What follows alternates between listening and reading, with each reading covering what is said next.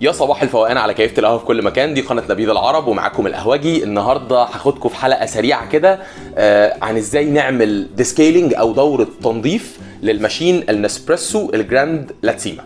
طيب الماشين النسبريسو الجراند لاتسيما هتلاقوا اللينك للريفيو بتاعها هيطلع على الشاشة دلوقتي لو حد عايز يتفرج على الريفيو.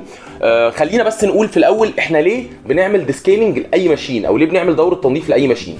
الماشين دي من جوه فيها شويه مكونات، فيها سخان بقى او بويلر او ايا كان شكلها هتبقى عامل ازاي من جوه، بس الميه اللي بتتسخن دي بتعمل تكلسات او الرواسب اللي بتحصل فيها بتخلي طعم الاسبريسو وخصائصه تتغير والطعم ما يبقاش حلو.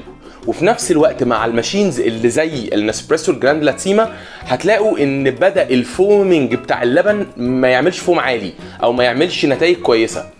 زي بالظبط كده لما بيحصل في البويلر، تلاقوا البويلر انت محتاج كل فتره تنضفه بملح ليمون او كده. في ناس كتير بتحب تنضف الماشينز بملح ليمون، انا مش مع الناس دي خالص، لان انا شايف ان ملح الليمون مش بيعمل ديسكيلينج او بيعمل كليننج كامل للماشين. طيب انا بفضل ايه مع الماشين دي؟ حاجه من الاثنين، يا اما تجيب الديسكيلينج ليكويد اللي موجود او المسحوق المحلول الخاص بالتنظيف اللي جاي اصلا من نسبريسو، او الحاجه الثانيه اللي انا بحب استخدمها دايما اللي هو الديسكيلر اللي من كافي توكس، ده اللي هو ال 250 مللي وده ال 100 مللي. احنا هنا مع الماشين دي هنستخدم واحده من ال 100 مللي. الماشين بتحتاج 100 مللي ديسكيلر او محلول تنظيف علشان نقدر نعمل لها دوره تنظيف كامله. ما طولش عليكم في الرغي اكتر من كده، خلينا ناخد الماشين دلوقتي وابدا اوريكم بالخطوات بسرعه ازاي في اقل من 20 دقيقه تقدر ان انت تعمل ديسكيلينج كامل للماشين. خليكم معايا نبدا مع بعض كده. في اول خطوه، اول حاجه نعرف منين اصلا ان الماشين محتاجه انها يتعمل لها دوره تنظيف. انا لو دوست هنا على الزرار الخاص بالتشغيل، الثلاث لمبات دول هينوروا كده خلاص، يعني هي جاهزه للتشغيل. بس في لمبه هنا اهي مكتوب عليها ديسكيلينج او دوره تنظيف منوره باللون البرتقاني، يبقى انا اول حاجه اعرفها المكنه دلوقتي محتاجه مني دوره تنظيف. هلف المكنه واشيل التانك بالشكل ده.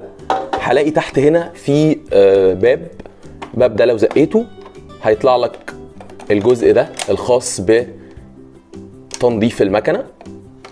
هخلعه بالشكل ده وهوريكم حالا هنعمل فيه ايه. هنيجي هنا هنشيل الجزء الخاص باللبن ان احنا بنخلعه بالمنظر ده، وهناخد الجزء اللي طلع لنا ده وهنركبه مكان اللبن على طول. اول ما هنركبه مكان اللبن هنلاحظ هنا ان اللمبه الخاص بالفلات وايت عماله تنور وتطفي، وعلامه الديسكيلر عماله معاها تنور وتطفي. الخطوه اللي بعد كده ان انا هجيب التانك افتحه، وهجيب الكوفي توكس ديسكيلر ليكويد اللي انا قلت لكم عليه ده 100 مللي، فانا محتاجه بالظبط هو اللي هيشتغل لي. هفضي ال 100 مللي كلهم هنا،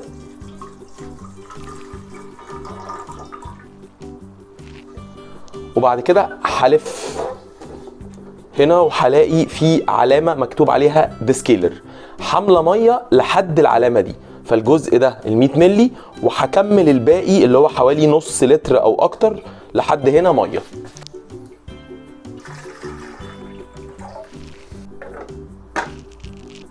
الخطوه الاخيره هركب الجزء ده هنا، اشيل الجزء ده وهجيب اي حاجه تقدر تشيل لحد لتر ميه احطها هنا، وهرجع ادوس على زرار الفلات وايت اللي عمال ينور ويطفي دلوقتي.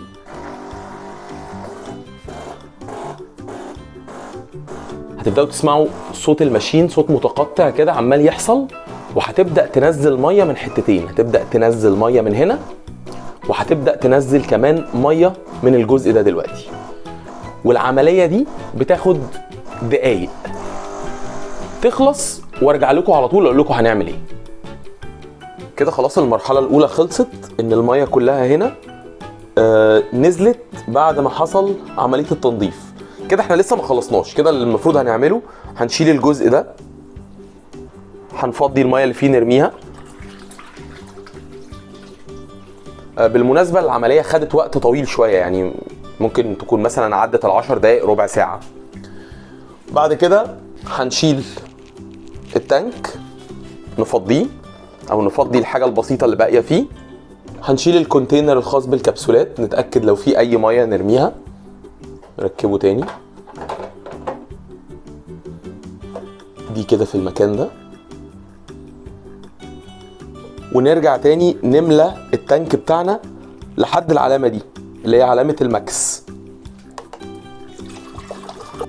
هو حوالي لتر 300، نملاه كله ونركبه هنا بشكل مظبوط. نرجع ندوس زرار الفلات وايت مرة تانية. دي بقى المرحلة التانية في التنظيف، مرحلة الغسيل. هي بتغسل مكان المحلول عشان خلاص الماشين تبقى جاهزة للاستخدام.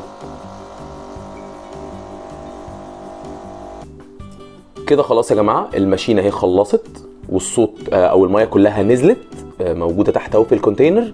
ولو بصينا هنا كده هنلاقي خلاص الماشين قفلت، ولمبة الفلات وايت بطلت تنور وتطفي، ولمبة الديسكيلر طفت خالص. اللي هنعمله دلوقتي ان احنا هنشغل الماشين مع بعض ونشوف الماشين اول ما تشتغل هل هتشتغل وعلامة الديسكيلينج موجودة ولا لا.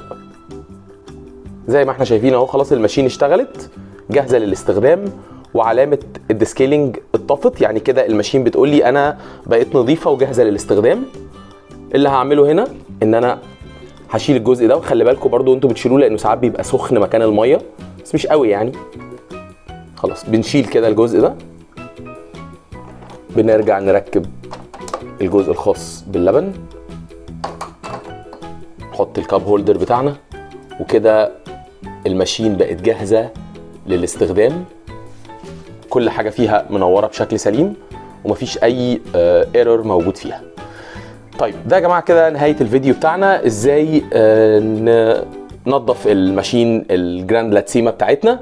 اشوفكم ان شاء الله في فيديو جديد لريفيو المكنه جديده او لقهوه جديده. ولو انت على الفيسبوك لايك وشير، لو انت على اليوتيوب سبسكرايب، لو الفيديو عجبك اعمل لايك، ولو ما عجبكش اعمل ديسلايك براحتك. واشوفكم ان شاء الله الفيديو جايه. سلام عليكم.